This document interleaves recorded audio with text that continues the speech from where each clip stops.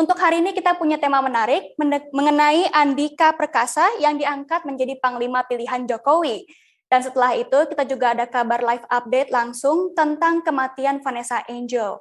Seperti diketahui kemarin Vanessa Angel bersama suami tewas di sebuah kecelakaan di Jalan Tol Jombang saat dalam perjalanan menuju Surabaya. Untuk itu kita sudah ada reporter langsung di lapangan yang akan memberitahu kondisi terkini tentang pemakaman untuk Vanessa Angel dan suami. Setelah itu, jangan lupa kita juga ada kabar dari Glasgow, Inggris atau Skotlandia tentang konferensi tentang perubahan iklim. Dan di sana kita juga membahas yang tak kalah menarik, tanggapan tentang para aktivis iklim mengenai hal ini. Namun sebelum kita membahas tentang topik utama kita hari ini, simak dulu video penjelasan dari Puan Maharani mengenai Andika Perkasa.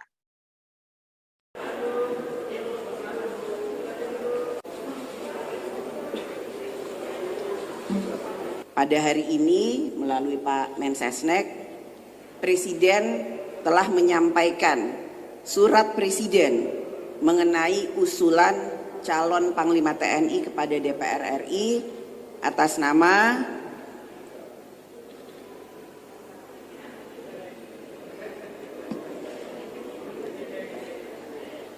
Jenderal TNI Andika Perkasa SEMAMSC.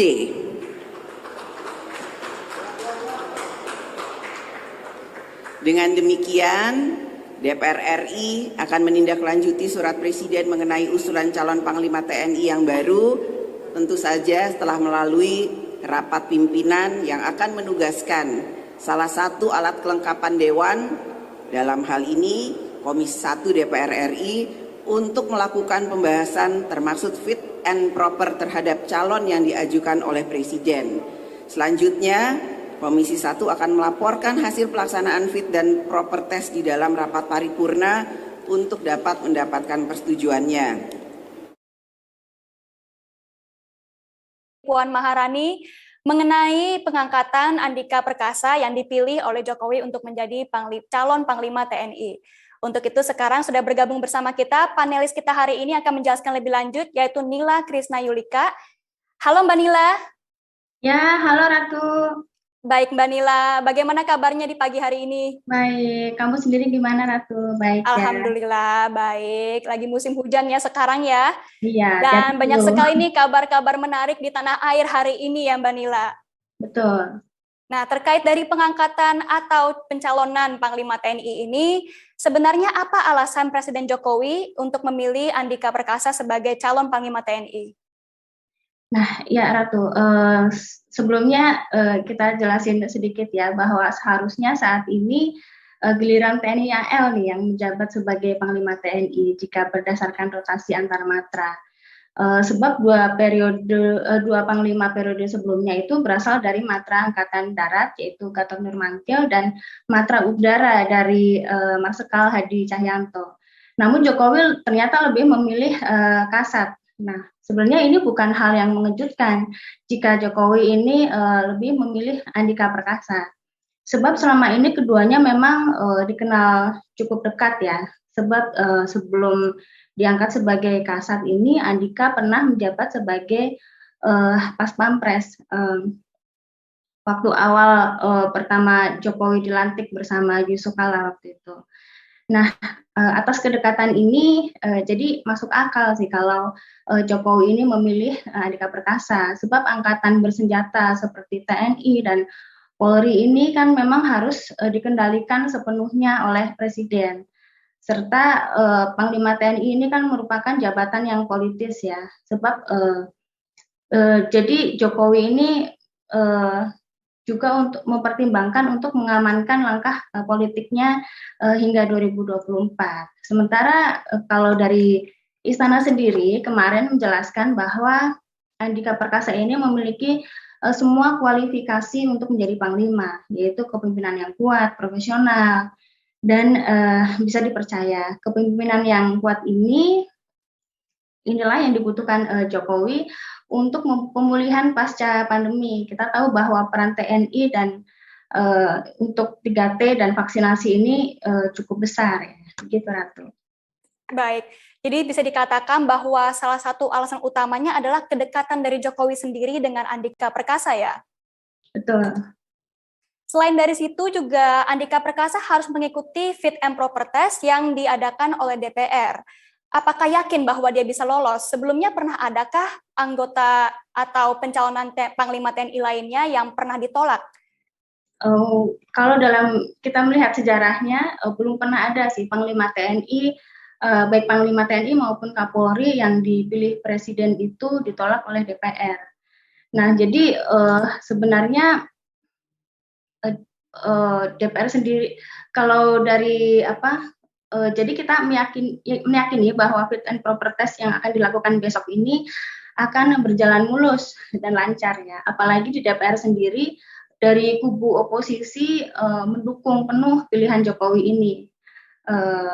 DPR, namun meski begitu sebenarnya DPR perlu memastikan bahwa fit and proper test ini jangan sampai hanya sekedar untuk formalitas dan prosedural saja gitu kan.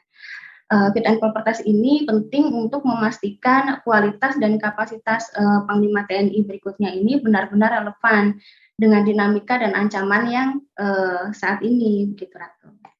Baik, artinya ke depan apa yang menjadi fokus TNI nanti?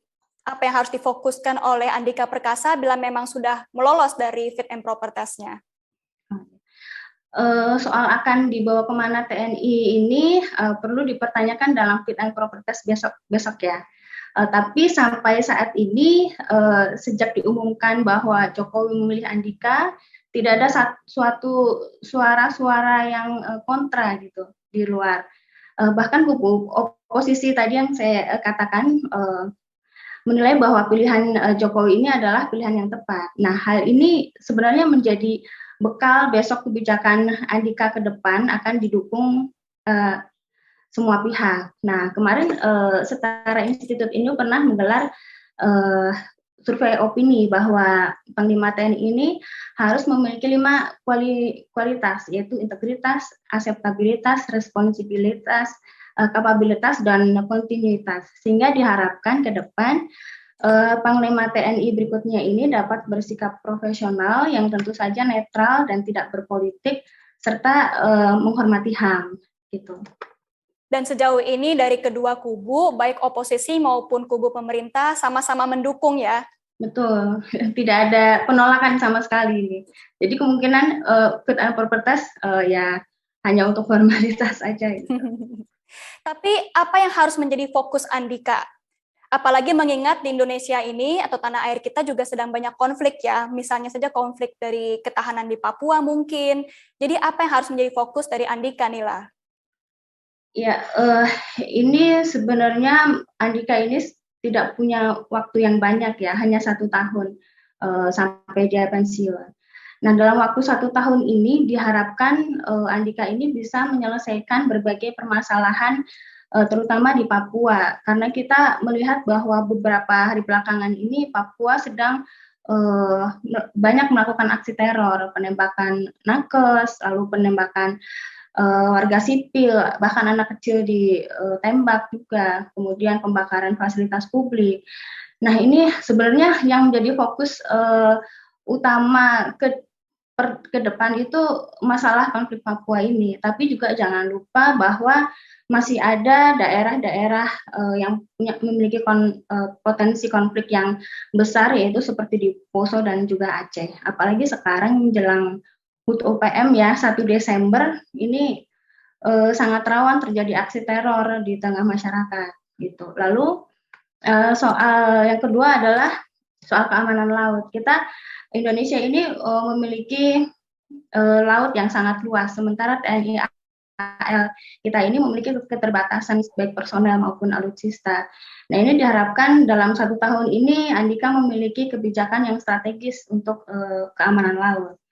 Kemudian yang masalah yang menahun yang sampai saat ini belum terselesaikan yaitu masalah kesejahteraan prajurit. Nah, ini bagaimana misalnya kesejahteraan rumah dinas, pendidikan keluarga prajurit terutama di daerah terluar, terdepan dan di pedalaman ini. Begitu Ratu. Baik, Mila. Memangnya program kerja Kasat itu seperti apa?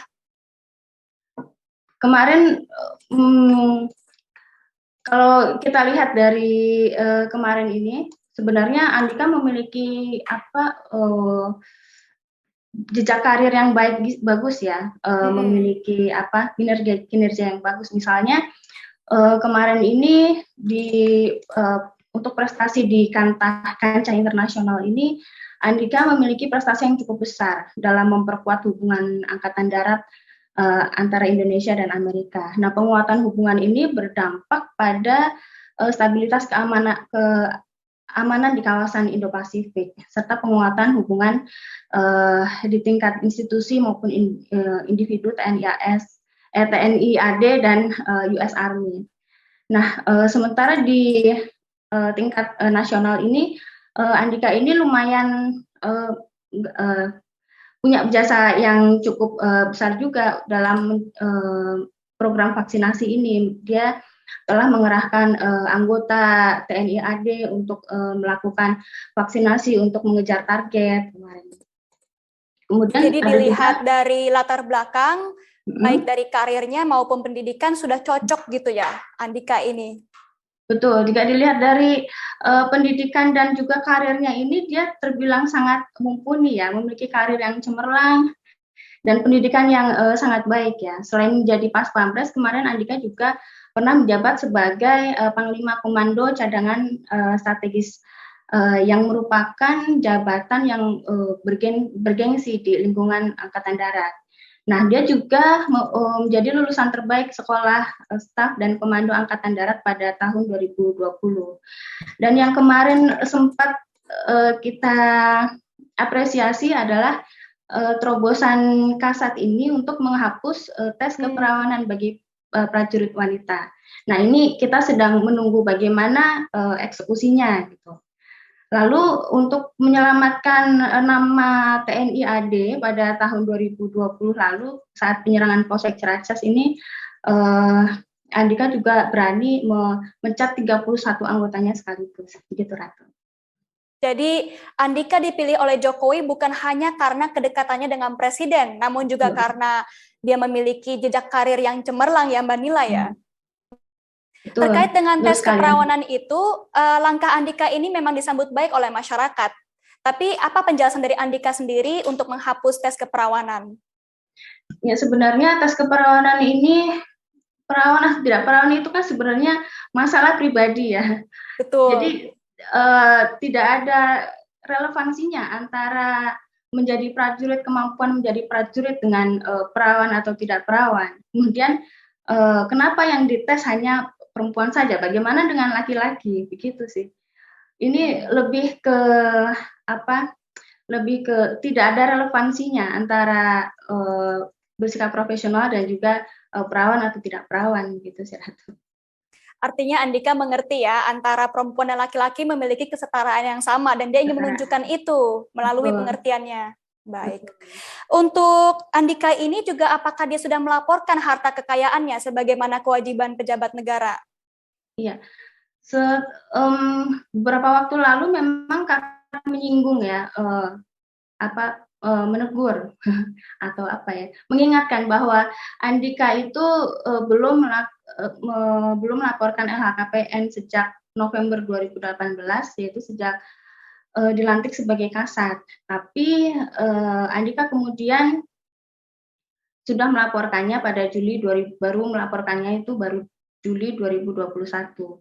Nah, ini dari LHKPN ini terlihat bahwa kekayaan Andika itu mencapai 179 miliar. Nah, ini lumayan jumlah yang fantastis ya untuk jabatan seorang jenderal.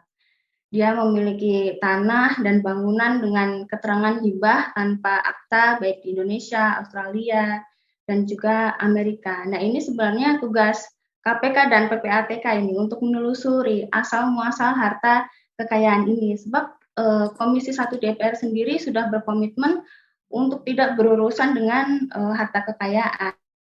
Karena mereka meyakini bahwa sebenarnya sebelum menunjuk Jokowi sudah mengetahui dari mana harta kekayaan Andika ini dari KPK dan juga PPATK gitu.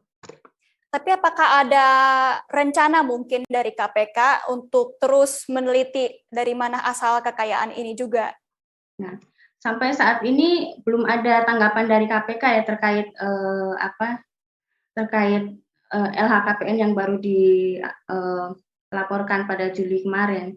Jadi kita tunggu saja bagaimana nanti setelah menjadi Panglima pasti akan melaporkan kembali, harus wajib yang melaporkan kembali LHKPN. Nah, ini kita akan melihat bagaimana apakah kekayaan ini akan terus bertambah dan dengan keterangan hibah tanpa akta itu. Nah, ini kita tunggu saja bagaimana KPK ke depannya. Baik, kalau begitu. Terima kasih banyak atas penjelasannya ya Mbak Nila ya. Semoga dengan ini juga lancar saat Andika Perkasa akhirnya diangkat menjadi Panglima TNI ya. Amin. Terima kasih. Amin, kalau begitu. Sampai bertemu lagi Mbak Nila dan selamat kembali bertugas. Ya, terima kasih Ratu. Selamat bertugas juga.